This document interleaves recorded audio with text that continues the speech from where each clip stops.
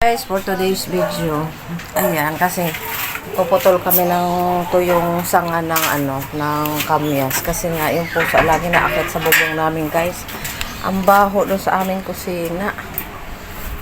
Dito kasi dumadaan yung mga pusang maliliit. Ayan, oh. Ayan, puputulin ng hubby ko dito sa kamyas. Ayan, oh.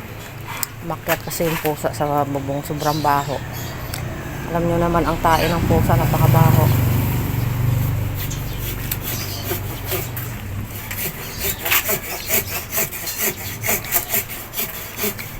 Tanghali na kami, guys, nagising.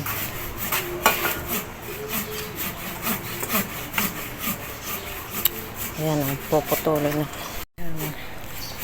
Ito yung sanga ng kamyas. Para isang sanga na lang yung Dati ang laki ng puno niyan, mga idol. Pinutol namin ng pinutol.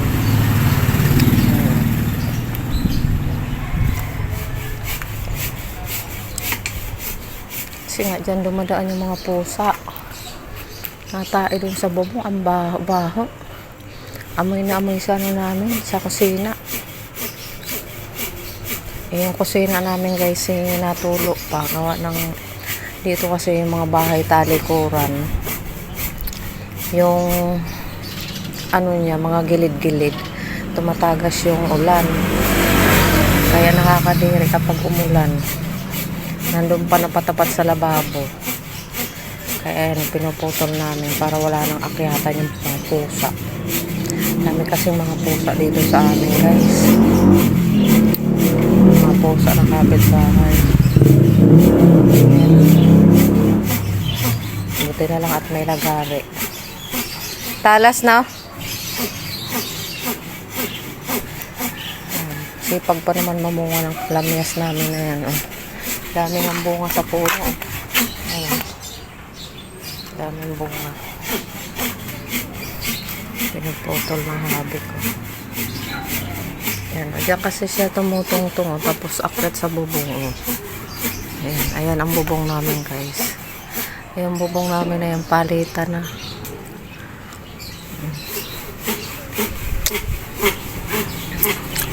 Wala pang pampagawa. Natulo na. Ang ninipis kasi ng yero na nabili namin noon. Ayan, oh, para lang papel.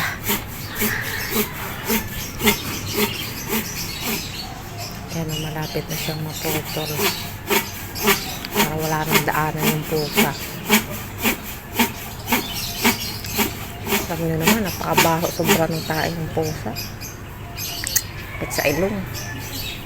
Talagang nanunot sa ilong mo.